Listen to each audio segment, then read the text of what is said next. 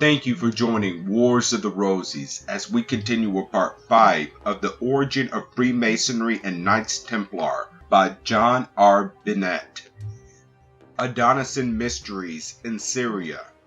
The mysteries of Adonis, on account of their locality, bring them in close connection with the history and reputed origin of Freemasonry. They were principally celebrated at Byblos, a city in Phoenicia, situated near the base of Mount Lebanon, on the Mediterranean, north of Beirut, and whose scriptural or Hebrew name was Gibel, and whose inhabitants were the Giblites or Giblemites, who are referred to in chapter 5 verse 18 of the first book of Kings as being the stone squares employed by King Solomon in building the temple. Hence there must have evidently been a very intimate connection or frequent intercommunication between the workmen of the first temple and the inhabitants of Byblos. These mysteries were said to have been first established at Babylon and thence passed over into Syria, their principal seat being at Byblos in that country.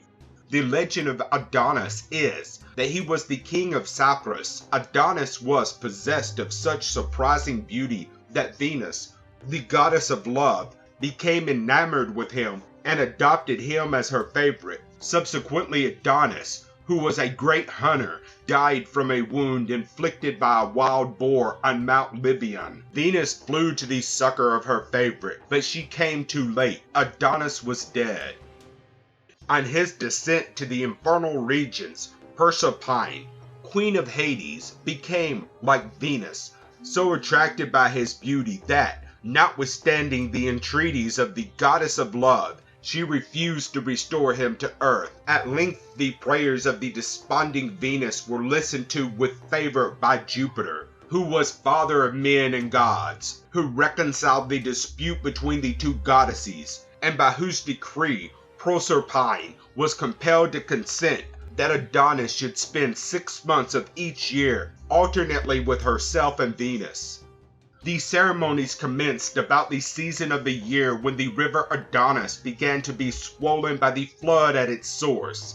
It is a small river of Syria, which, rising in Mount Lebanon, enters the Mediterranean and a few miles south of Byblos. It is a fact that, after a sudden fall of rain, the river descends in floods, is tinging with a deep red by the soil of the hills in which it takes its rise, and imparts the color to the sea, into which it is discharged. For a considerable distance, the worshippers of Adonis believed that this reddish discoloration of the water was a symbol of his blood. The Israelites called him Thamus.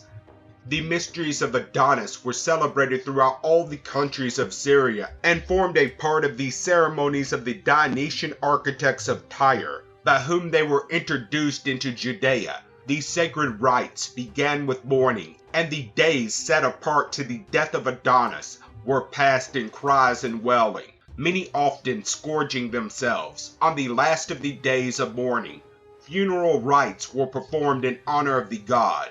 On the following day, the restoration of Adonis to life was announced and was received with the most enthusiastic demonstrations of joy. The objects represented in these mysteries were the grief of Venus and the death and resurrection of Adonis.